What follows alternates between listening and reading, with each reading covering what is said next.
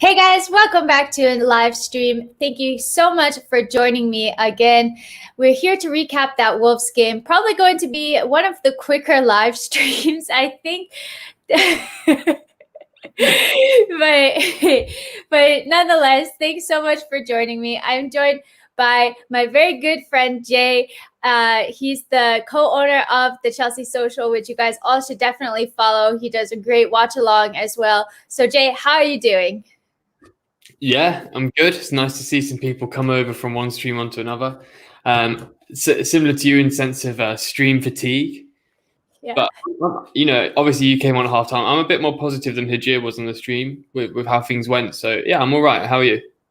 Yeah, I'm doing good. I'm a little bit tired as well I don't know if you guys know, but I work full time. Jay also works and is getting his master's as well. So we're just always doing this on the side. It's a lot of work for us. So I'm feeling like very tired today, but we're going to try to push through and get some content out for you guys because honestly, I just love doing it. So I don't mind being tired. Guys, make sure to ask your questions. I want to make sure to get to all of them. So if you have any questions, drop them below or in the comment box rather, and we'll get to all of them. So Jay, I want to start off by your reaction at seeing the starting 11 for the first time. What were you thinking? What were you feeling? There was a bit of a meltdown on Twitter, but what did you think of the starting 11?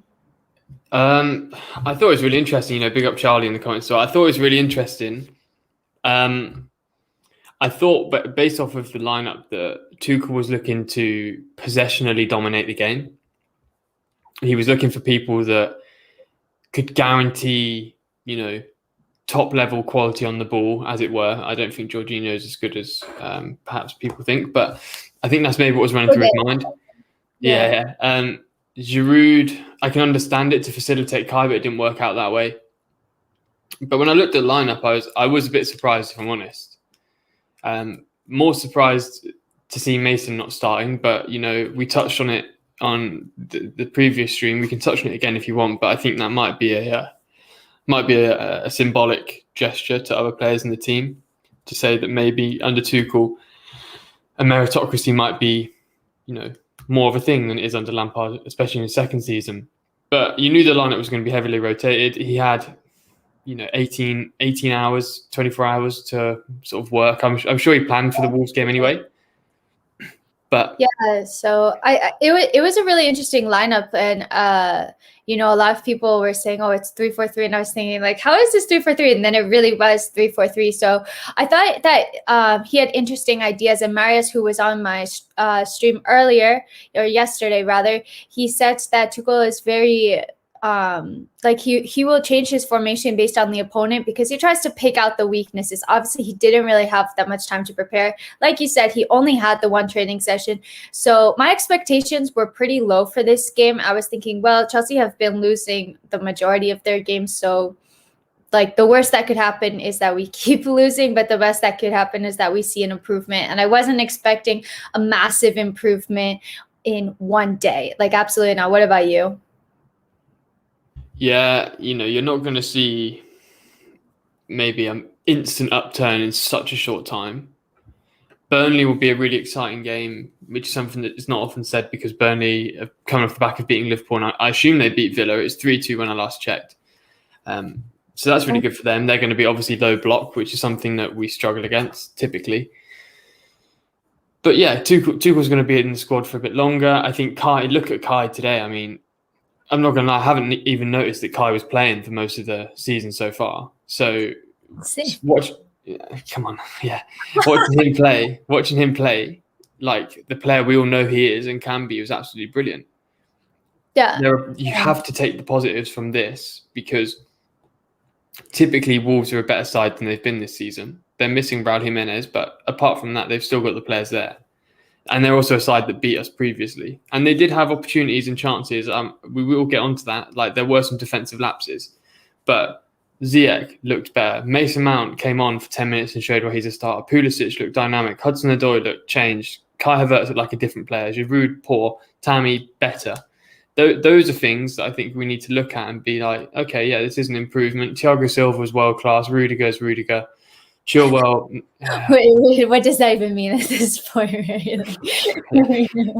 I'm not going to elaborate on that further. Azpilicueta, that's the intro. I'm really interested with that. I can kind of understand it, but I don't know. I think Reece has to play out on the right, but Azpi was obviously like a auxiliary centre back, wasn't he? Really? So they're the positives I can take, because Wolves are a well drilled, well coached, tough, defensively minded side, and can counter attack with pace, and they tried to do that throughout the game. And even Callum's tackle at the end was what really saved us. But I think there are positives that we can build on, and definitely. The biggest test will be when we play Spurs not next week, but the week after. Well, it's just 1 week, no? It's just. Well, yeah. Of course, because it's midweek game. I keep forgetting. Yeah. Yeah, I know. yeah. It's a Wednesday. I feel like it's Friday already, and it should be Friday, but it's only Wednesday, so I'm struggling with that. But yeah, I think that it was like that we did get to see a couple of good points, and like Tuchel said in his pre-match presser, if you can call it that, he said like, I feel that this is an unfair team selection because I only had 24 hours. I only had one training session with these players. So he did decide to go for a little bit of experience. Whether those experienced players are the ones that he's going to keep relying on, who knows? Only time will tell. But I don't think that Jorginho is seeing his performance today. I don't think that he's going to be a starter when you have the likes of Mason Mount, who had a 10-minute cameo and looked so much brighter. What do you think? Yeah, Jorginho, I'm not a fan of Jorginho. I know there'll be people in the comments that disagree, and I think that's totally fine. I accept that. But he looks like he's running through like marmalade or something. Do you know what I mean? It's like he's got honey or glue on the bottom of his boots. He's so slow. He's like, it's really frustrating. And and I said this to you at halftime, that he's going to pass sideways backwards. Yeah. More often than not. And that's the most frustrating thing, because if he utilised his passing ability to go forward, I would rather his pass accuracy be lower and him try to play cutting balls 50-60% of the time. Because when one works, it's devastating, but it's just so poor. He's so poor often. And the short passing is not enough just to warrant a start, when Mount can do that plus other things. You know what I mean? Yeah. Kaigo, I think it's pronounced Kaigo. Jorginho was so annoying today. He kept slowing down the play and going backwards every time he got the ball. He was playing negative football. And I have to tend to agree. I just felt like every time that he got the ball, like you said, he was slowing it down. He wasn't looking for that forward pass. And it was like, please just try to pass forward. And I just felt like I thought that we actually started the game pretty well, very strong, very fast. And then we kind of like, as soon as we came out for the second half, I felt like we kind of just dipped off a little bit. And then it was just that slow passing from side to side that we've been seeing. And obviously that's not, I've done a lot of research about Tuchel. That's something that he hates, actually, that they've said that he tries to play as direct as possible and that he doesn't like playing like that. So I think that's something that we're going to see change. But obviously, you're not going to be able to change that with just one training session. It's just not, I don't know what the word is, like, not possible. I don't know, not possible. What do you think? Yeah, I mean, if Mount does not start against Burnley, I'm going to be extremely surprised. And I'm coming across, I know, as though some sort of like super Mount fan. It's not that. I just think he's better than in that position than Jorginho is. The thing with Jorginho that's tough is it's hard to criticize, or it's hard for people that are typically on his side to criticize him when he does little wrong. And that's fine, because I don't think today he done much wrong, but he didn't do much right either. Exactly. Like, do you know what I mean? It's really underwhelming. Like, the short passing is fine. I know that he's the guy that you go to, and then it will distribute it to someone else and keep things ticking over. That's fine. But as you said, Tuchel doesn't really play in terms of ticking over. That's not quite his way. He likes the possession, but he doesn't like to sort of indulge in it quite as much as, say, Sarri, for example, or Pep. Or so, that's where people need to fairly criticise Jorginho and say he's lacking, attacking intent, pace, strength. His tackling's poor. I just don't see where he fits in to the team, right? Because I feel like when we play low block teams, yes, it could be good to have that possession, but really what you need against low block teams is somebody who's going to try to break the lines, which we didn't see. Nobody was trying to get in between the lines, break them, create space, and that's not the type of thing that Jorginho is very typical of doing. I don't think. And then when you play teams like in the top six where they're pressing you hard and a Man City type, I don't think he is press resistant at all. So I really just don't see where Jorginho fits into this team at all. I do want to ask you, said you did mention Sarri, and I've seen a lot of mention on that of the timeline. What do you think of the people who are saying, oh, this is just Sarri ball 2.0? Yeah, they just haven't watched Tuchel's teams play. It's very different. It's Sarri ball in the sense that some of the main players in Sarri's system are still here. But you heard people say that when Lampard was playing possession football at certain points as well. So I don't really give much credence to that. I think the last thing to mention on Jorginho, really, before we move on, before it just turns into a J5 show, but there's no logical reason in my head why you play Jorginho over Billy Gilmour. That's exactly what I was just going to say. I understand that Jorginho is more experienced. He's an international footballer, has played at big clubs. He knows what it is. But I don't see Jorginho as a long-term player. So due to that reason, I would invest the time in Billy Gilmour because I see his potential future at the club. With Jorginho, we know that's not the case. So why invest in that short-termism for Jorginho when you could invest in Gilmour, who he's not as good as Jorginho. Let's not be hasty. He's not in terms of technical ability, but you can allow for him to make mistakes and learn and find his way in a game because of who he is and what he's trying to do. His ceiling and what that could bring to so much potential. much higher. And it's just less frustrating to watch as well. The optics aren't too great watching Jorginho in a system that isn't specifically catered for him. Yeah. And what do you think of the rumors that Billy Gilmour actually might go out on loan at the end of the month? What do you think about that? Yeah, I think that's a bit of a shame, if I'm honest. I don't know. I wouldn't be playing Jorginho. I'd be playing Gilmour. But when you're paying the wages for Jorginho, you might as well get some use out of him. And maybe with Gilmour getting some substantial regular minutes, if they can find a system and a team that fits, that would be beneficial. But there's no way I think he should be out on loan next season. No, absolutely not. And yeah, I do want to move it along just because I don't want to make it into a Jorginho session. I'm going to go through some of the comments and just have us talk about it. I want it to be like very chill session, and you guys just send in whatever questions you have for us and we'll go through them. So Rowan asked, Chilwell was extremely poor today based on how many times he lost possession, or it's more of a comment, in the battle against Semedo. What do you think? Do you think that Chilwell was poor? I think that he looked a little bit better than he did in previous weeks, but I think we can see why he was subbed off. What about you? I'm a bit sentimental about Ben Chilwell. I know I come across objective, but I really like Ben Chilwell. So it's like against my better nature, perhaps. But yeah, he wasn't too great today. I think that's fair. I think he was poor as well. If I'm going to criticise Jorginho, I think it's fair that other players take the same treatment if they're poor. Chilwell was poor, but do you know what? Chilwell's interesting because he has you can tell there's a small sense within him of he's got really interesting attacking positioning. Like you often find when the ball ends up to on the feet of someone, just outside the area or on a little pocket just to the left of the area, it's always Ben Chilwell. And or like the ball will be crossed in, someone's going to volley it, and you end up seeing Ben Chilwell doing it. Like I really like that about him. Today, if he had gotten a hit, it just felt like he hit the ball wrong, but he did almost score, and I was like, Of course, he has talents to work on, and I think Tuchel will work with him on those things, and I think he'll be totally fine. And that's the difference between him and other players that we criticise, because obviously Chilwell's future is at the club, right? Yeah. So the longer he gets to play there, he's a guy that's been bought in to play in a Lampard system. He was bought in this summer. He's gone through 2 managers now. So it's essentially 3 managers in 18 months. It takes time to adapt to those things.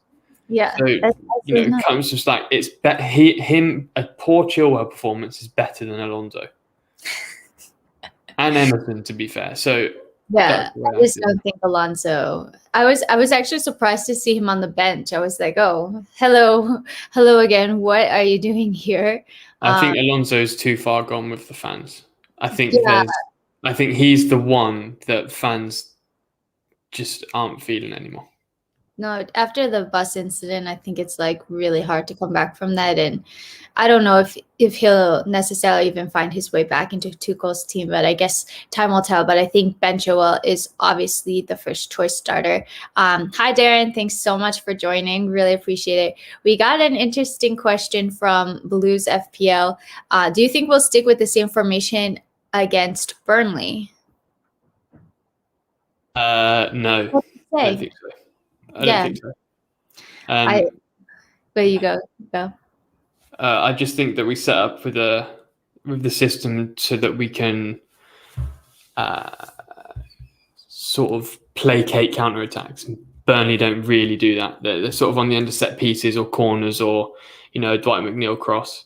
They're not quite as capable going forward as Wolves, for example. So I don't think so. I think he'll play a a formation that will allow for greater possession. So yeah, we'll see. I imagine Kyle will be very busy against Burnley. Yeah, and I think that something interesting to know, we touched on it before, is that Tuchel really isn't married to any system. So we're really going to see the system change a lot from game to game. I think at least until we can kind of at least until he can sort out rather who he wants as his starting players. So right now I feel like it could be up in the air, like who can know the starting 11 really. Like he totally surprised us with playing Callum Hudson-Odoi as a right wing back and then bringing on Pulisic and also playing him as a right wing back and Callum as a left wing back. So really, to me, it shows that he's just like open to new ideas, opportunities. He's not married to a certain position for players. I think that if he sees something in a player, he can think about converting them into another position as well. So it's going to be difficult to know what formation or which starting 11 he's going to play in any game, like for the foreseeable future, I think. And then this kind of goes off the back of this question. Do you think we suit three at the back going forward?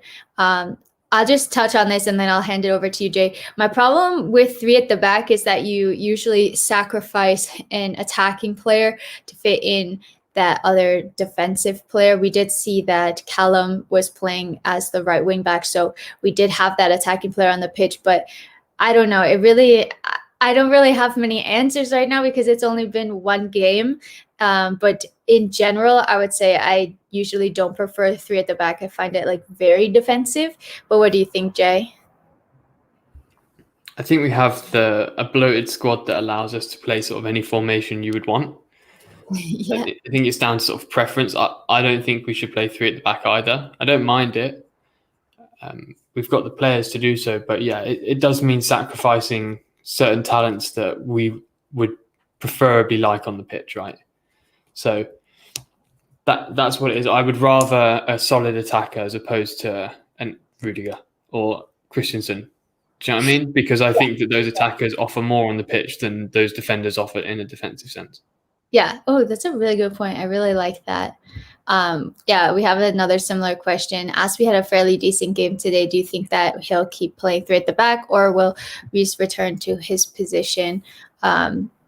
I don't know. I feel like I can't really answer questions regarding formation or who's going to start. I think that he did play Azpilicueta today because Azpilicueta is the team captain and he probably needed that extra experience and leadership on the pitch, especially today. But I think like in the foreseeable future, Reece is going to play. I don't see Reece not starting, if that makes sense. What about you, Jay? I wouldn't be surprised to see Reece move into midfield. Tuchel put Marquinhos into defensive midfield at PSG and it worked a dream. I think Reece James could really do a job there. He done it for Wigan as well, and that would be really nice to see. Yeah.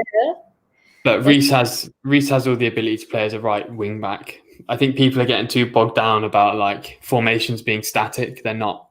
They're very fluid now, more so than they've ever been before. So what you see on screen as a 4-2-3-1 or it might not actually be that. It just looks that way because that's how the TV have to present it, you know. But yeah, I can definitely see Reece moving into midfield as a DM.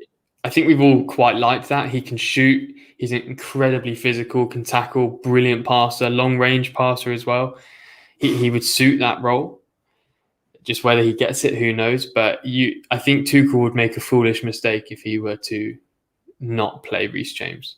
Yeah. Or not work a way of Reece James fitting into the squad.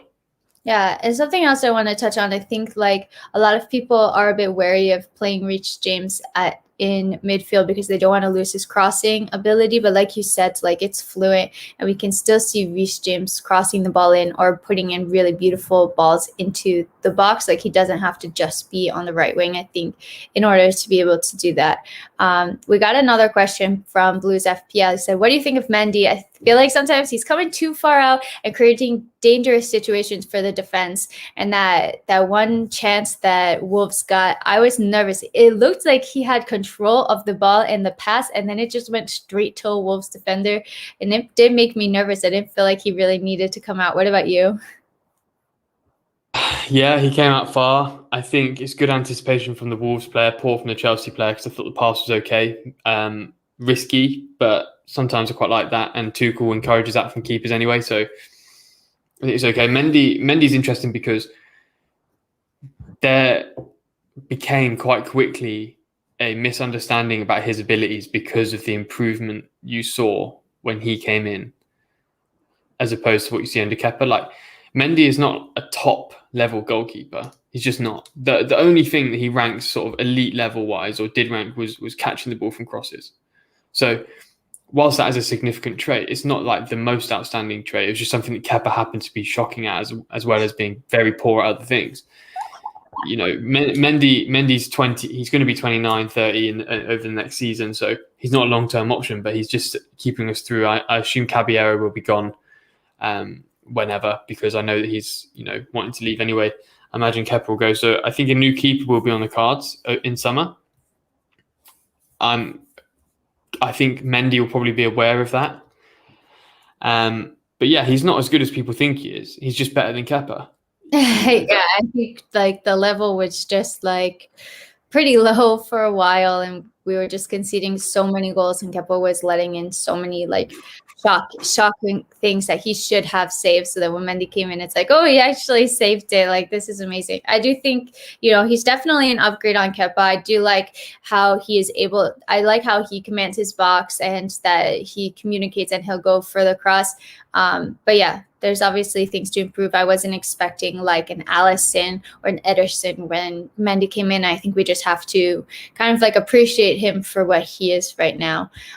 Yusuf says, hey, Ellie and Jay, thoughts on Pulisic right wing, Mason Mount coming on late and changing the game. And by the way, Burnley beat Aston Villa 3-2. Which is interesting. Going to make our lives very difficult. They've just won against Liverpool, and they ended their home streak, which is even more insane. And Aston Villa, two very good teams. So Sunday is going to be very difficult. But what are your thoughts on Pulisic playing on right wing? You know how I feel about this, but yeah, I think it's a bit frustrating, to be honest with you. But what can you do? On merit, Hudson-Odoi deserves to play on the left. So Pulisic goes on the right. It kind of is what it is if you want to get him on the pitch, and he's still dangerous. It's just I feel like he needs to work on being perhaps a bit more unpredictable. But you see Hudson-Odoi struggling when he's on the right as well. You can kind of predict what he's going to do. They're kind of going to run to the line because that puts them on their strongest foot. So Pulisic will work on that. Positions will change. I think I can see a formation where Hudson-Odoi and Pulisic are constantly sort of doing this. Yeah. Depending on where the ball is and where they find themselves at that time. So I'm not too fussed. I don't think that's going to be like a permanent fixture for any of those players. Mason Mount coming on late to change the game. I mean, he's player of the season. Yeah, he's Chelsea's player of the year, in my opinion. I want guys, if you think Mason Mount or whoever is your player of the year, let us know because I want to know your thoughts on that one. Definitely. Mason Mount should have started this game for me. I just don't understand how you can bench somebody who was Chelsea's best player in recent games. The only possible thing I could think of was, yes, he was playing a lot of games, but then I also think, well, he was playing a lot of games, but he also has so much energy that he never really looks tired at all. And I was thinking, I don't know, maybe like the Lampard thing could have hit him hard, but then I would think, no, that's going to motivate him to play better. And you made an interesting point on the game, the halftime live stream, that perhaps Mason Mount was benched to kind of show everybody gets a chance here. What do you think about it? I don't know. I just don't know. I think that's I think it's probably symbolic. Or emblematic. I big think risk maybe it's better. to be symbolic. I don't know. I think it's, not playing Mount is one, rest. Two, I'm willing to take out the mainstay in this team. I am the boss now. I'm in charge. And it's unfortunate because, it makes a young lad. He's proper Chelsea, as the Yadars like to say. But it's not a criticism of Mount. I think people might get it twisted. It's not a criticism of Mount in the sense of his ability. What it is it's showing, in a sense, a weird critique on Lampard to say, I'm not going to play these players every week. You don't know who's going to be on the starting 11. I'm going to put 10 players who weren't in last week's starting 11 into the starting 11 today. Don't expect that things are going to be the same. There's no continuity in terms of who's going to be the correct people, who's going to, like, it's all my choice. This is what I'm doing. And that's the way it is. And I think that's a big message to send out to the side. So I don't know. I just feel like some of the players that, I don't know. I don't want to keep harping on Jorginho, but I just don't think that he merits a start based off of recent performances. And if you're going on a meritocracy, then who cares? Mason Mount has been the best player recently. We did get a comment. I'm trying to find it. It says, y'all are only saying Mount to prop him up, Silva's been better. We're not just saying Mount to prop him up. We actually think he's a very good player. Thiago Silva has also been very good, but I'm really tired of people think that we have an agenda just because we say something nice about Mason Mount and that I don't support other players or that I don't think that they've also been amazing. They can both be amazing together. Yeah, a compliment on one player isn't a criticism on a player that's not been mentioned. The faster you understand that, the easier it'll be, and it'll reduce the polarized nature of the way you think about things. It's very, very simple. I can say Mason Mount is good, and that does not mean Thiago Silva's not good. That just means I've said Mason Mount is good. It's very simple. You don't need to read into those things too much because you'll misconstrue arguments and misunderstand things, and that just creates further polarization. Yeah. If you want Thiago Silva to be a player of the season, that's equally fair enough and understandable. I have no issue with that. But don't say that people are doing something when they're not because they're willing to compliment one player. It happens all the time when I tweet. Sometimes I'll compliment Pulisic. They'll be like, "Why you never compliment X player?" I was like, "But I like." Did you see my tweet the other day? What? I tweeted the other day about Mason Mount being he's going to start for the new manager.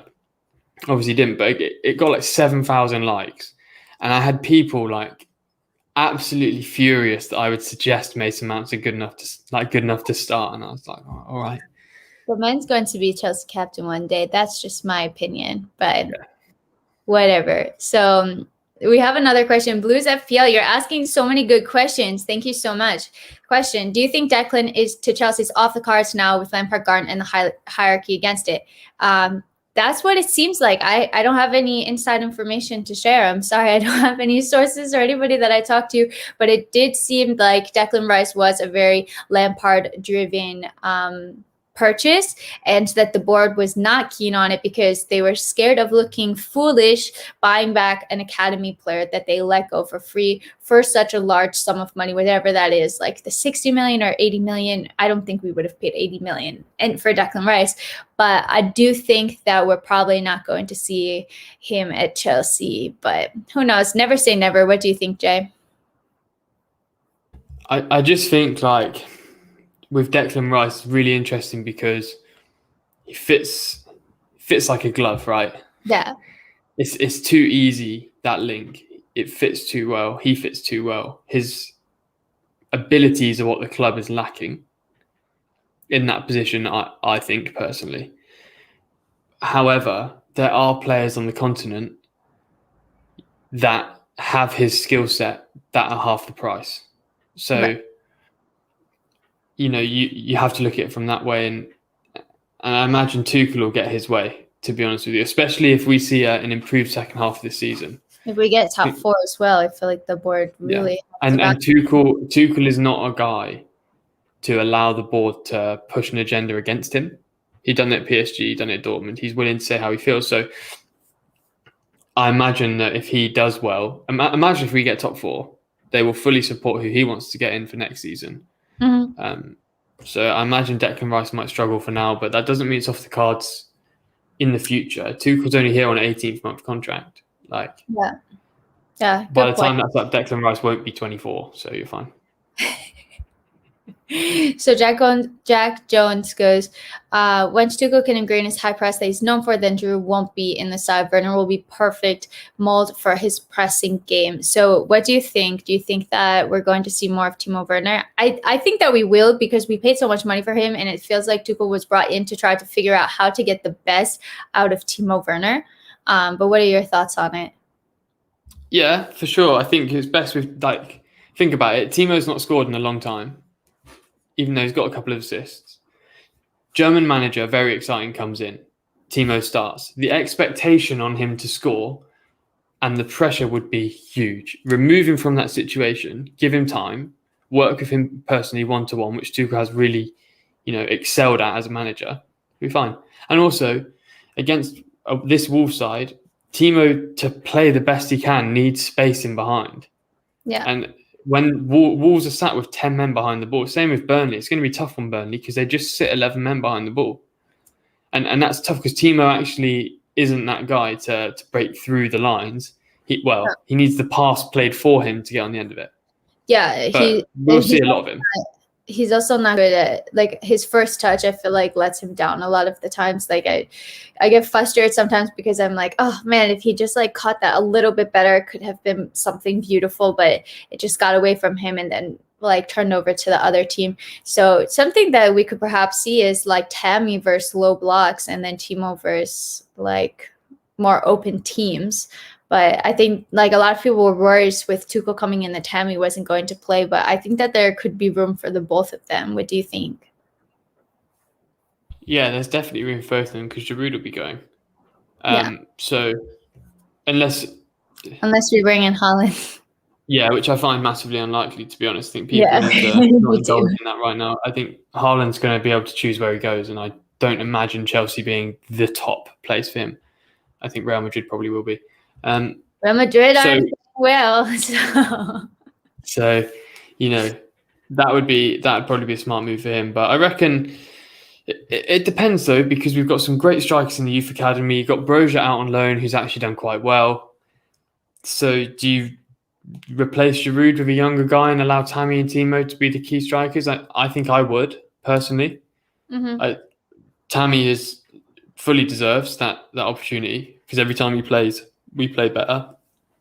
And Werner, when he's on form, is one of the best, strikers, as it were, in Europe. So who knows? But there's definitely space for Werner and Tammy because Giroud won't be playing for too much longer.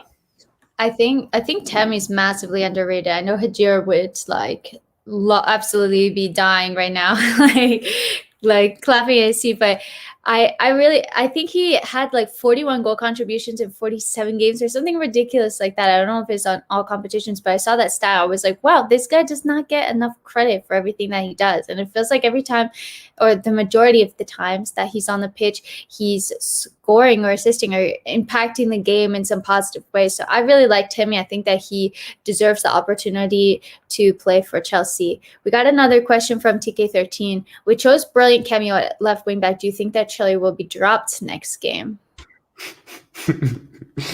Yeah, let's face it. I mean, besides one tackle, I don't really think Hudson-Odoi's heat map would show you that he was a left wing back.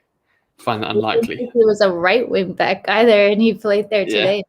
I don't know. I don't think so, if I'm honest with you.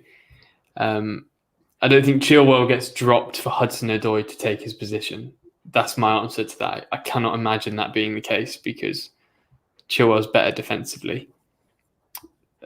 Maybe if we decide to operate a 3 at the back, then perhaps. But not with a 4 at the back. I don't see that happening. No. Yeah. We're getting a couple of questions like this. You're probably much better poised to answer this than I am. Where a lot of people are wondering, who are the players that Tuchel would look to bring in from Europe? Who's he fond of? Do you have any ideas, or too early to tell? It's too early to tell because there's an awful lot of players in this squad that I imagine Tuchel would like, but can replicate elsewhere. He's played Paredes a lot. He liked Trezeguet, he liked Ander Herrera, he likes a functional midfield, which is why I was quite surprised to see such ball-playing midfielders, I guess. The classic sort of link that we're going to see a lot is Marquinhos. That would make sense. I think it costs an awful lot to get him out of PSG. But that makes sense. In terms of midfielders, you're going to see people linking Verratti, but why buy Verratti, who's on so much money at PSG, who's been there for nearly 10 years, when, Billy Gilmore's nowhere near as good as Verratti, but he could be. Verratti's nearly 10 years older.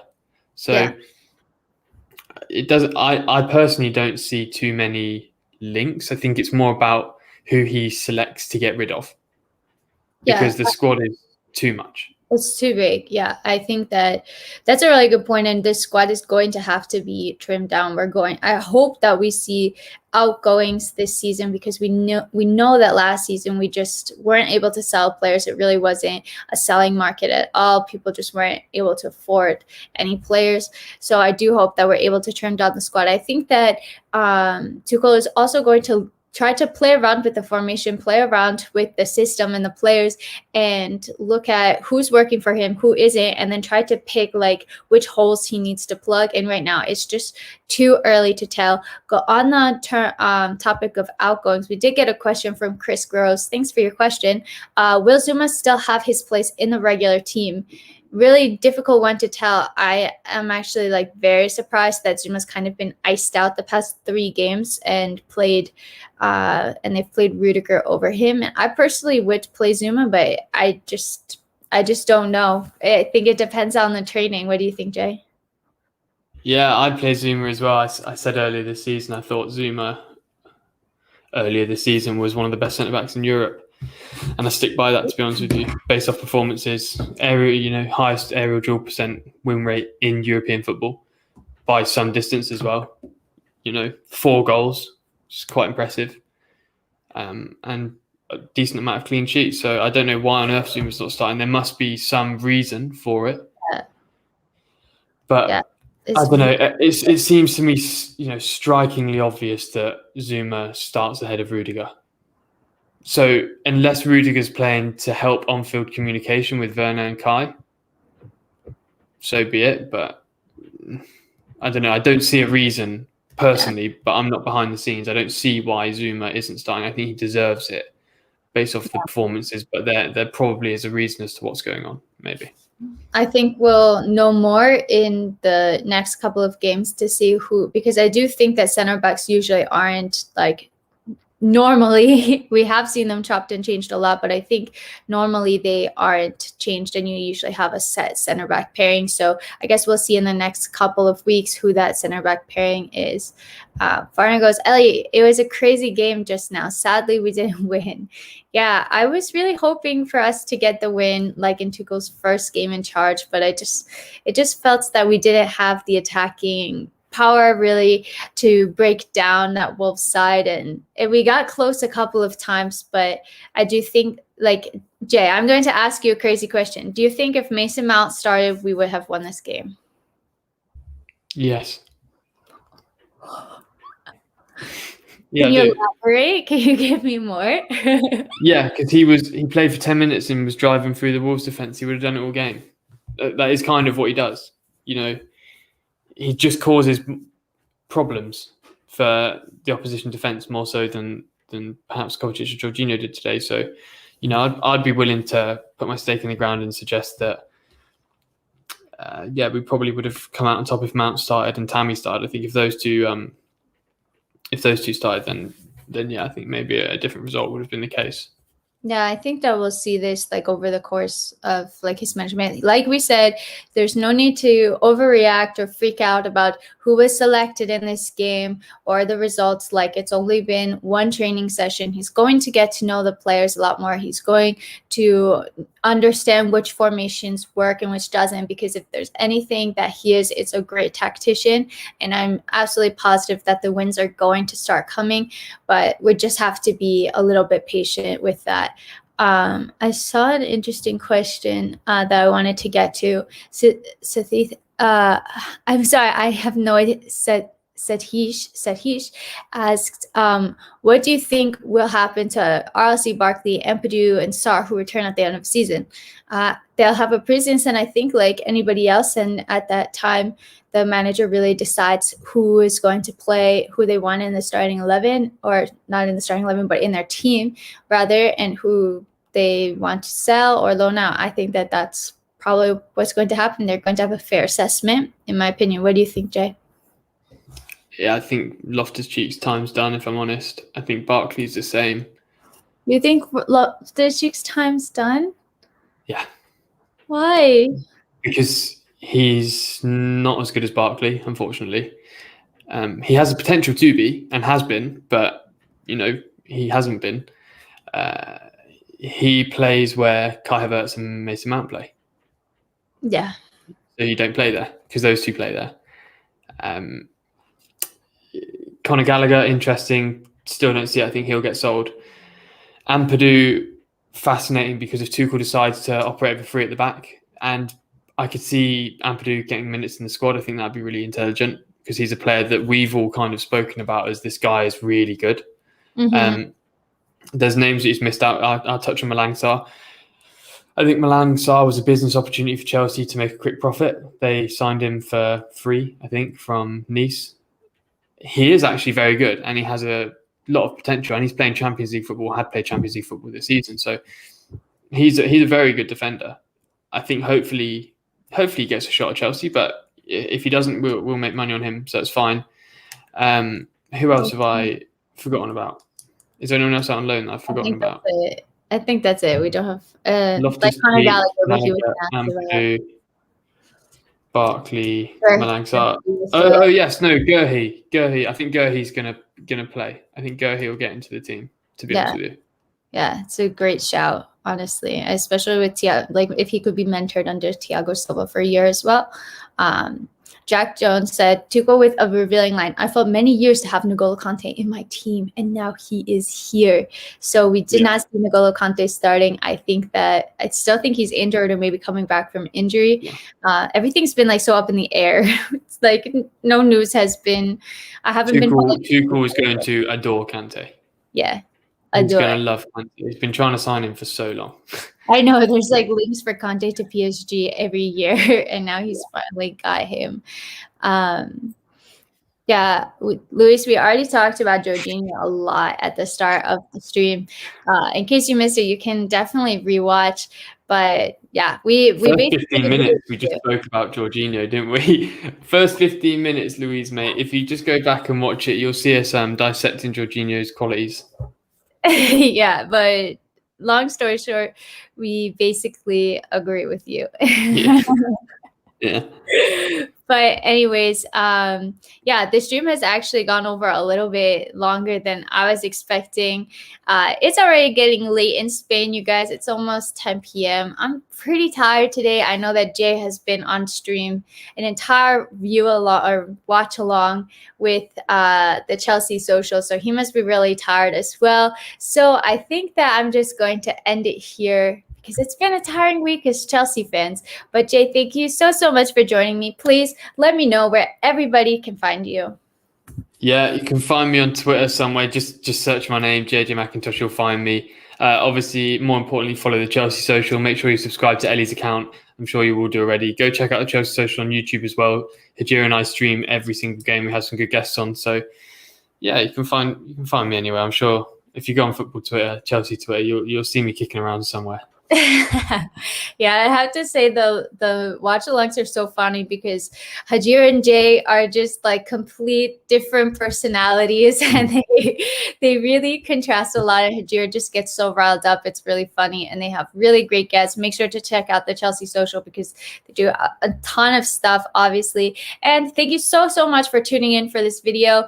And yeah, if you liked it, please like this video, subscribe to my channel if you haven't already. I sound like a broken record, but I know that there's a large percentage of you who are watching these videos and not subscribing. So please do me a favor and subscribe.